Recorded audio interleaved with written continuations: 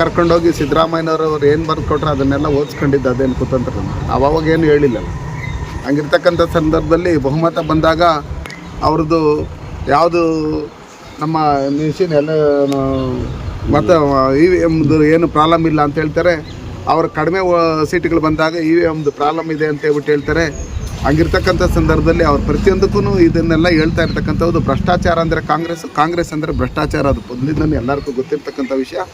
ದಯವಿಟ್ಟು ಕೂಡಲೇ ರಾಜೀನಾಮೆ ಕೊಟ್ಟು ಇದರಲ್ಲಿ ಇದು ಒಂದೇ ಅಭಿವೃದ್ಧಿ ಪ್ರಾಧಿಕಾರದಲ್ಲೆಲ್ಲ ಬೇರೆ ಬೇರೆ ಅಭಿವೃದ್ಧಿ ಪ್ರಾಧಿಕಾರದಲ್ಲೂ ಇದೇ ರೀತಿ ಚುನಾವಣೆಗೋಸ್ಕರ ಈ ಹಣವನ್ನು ದುರ್ಬಳಕೆ ಮಾಡಿಕೊಂಡು ಕಾನೂನು ಹೋರಾಟ ಮಾಡ್ತೀವಿ ಅಂತಿದ್ದಾರೆ.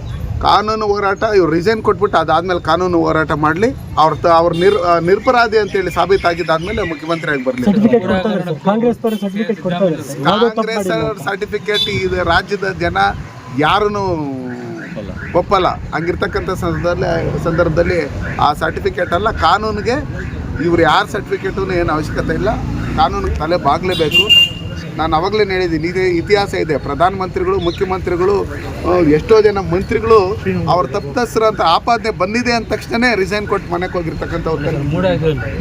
ಆಗಿನ ಇದು CM ಆದಂಥ ಬಸವರಾಜ ಬೊಮ್ಮಾಯಿ ಅವರು ನಿವೇಶನ ಕೊಟ್ಟಿರುವಂಥದ್ದು, ಮತ್ತು ಅದೇ ಸಚಿವರು ಸಹ ಬಸವರಾಜ ಬೊಮ್ಮಾಯಿ ಇವರು ಬಸವರಾಜ್ ಸಹ ಮಿನಿಸ್ಟರ್ ಆಗಿದ್ರು. ಸೊ ಇವೆಲ್ಲ ನಡೆದಿರೋಂಥದ್ದು BJP ಸರ್ಕಾರದಲ್ಲಿ ಅಂತ ಅವ್ರು ಹೇಳ್ತಾರೆ. ಈಗ ಇವರು ಸರ್ಕಾರ ಬಂದು 1 ವರ್ಷ 5 ತಿಂಗಳಾಗ್ತದೆ. ಏನು ಮಣ್ಣು ತಿಂತ ಇದ್ರು.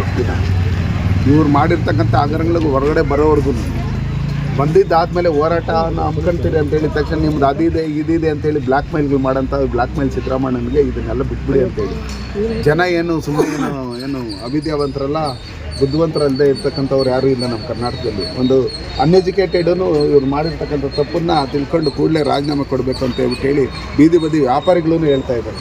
ಹಂಗಿರ್ತಕ್ಕಂಥ ಸಂದರ್ಭದಲ್ಲಿ ಅವ್ರಿಗೊಂದು ಗೌರವ ಐತೆ. ಆ ಗೌರವನೆಲ್ಲ ಇವತ್ತು ಹಾಳು ಮಾಡ್ಕೊಂಡು ಇವರು ಏನೇನು ಭ್ರಷ್ಟಾಚಾರದಲ್ಲಿ ತೊಡಗಿದ್ದಾರೆ ಅಂತ ಹೇಳ್ಬಿಟ್ಟು ಹೇಳಿ ಅವ್ರ ಸುತ್ತ ಇರ್ತಕ್ಕಂಥ ಮಂತ್ರಿಗಳು ಎಲ್ಲರೂ ಇವಾಗ ಎಲ್ಲ ಸಾಮಾನ್ಯ ಜನಕ್ಕೆ ಗೊತ್ತಾಗಿರೋದ್ರಿಂದ ಹೆಚ್ಚಿಗೆ ದಿನ ಇದನ್ನು ಹಂಗೆ ಇಟ್ಕೊಂಡ್ರೆ ಜನನೇ ಬೀದಿಗೆ ಇಳಿದು ಹೋರಾಟಗಳನ್ನು ಮಾಡಿ ಇವತ್ತು ನೀವು ರಾಜೀನಾಮೆ ಕೊಡಲೇಬೇಕು ಅಂತ ಹೇಳಿರ್ತಕ್ಕಂಥ ಸಂದರ್ಭದಲ್ಲಿ ರಾಜ್ಯಪಾಲರಿಗೂ ಬೇಕಾದಷ್ಟು ದಾಖಲಾತಿಗಳು ಸಿಕ್ಕಿರೋದ್ರಿಂದ ಅವರು ಕಾನೂನು ರೀತಿ ಕ್ರಮ ಕೈಗೊಳ್ಳೋದಕ್ಕೆ ಆದೇಶ ಮಾಡಿದ್ದಾರೆ.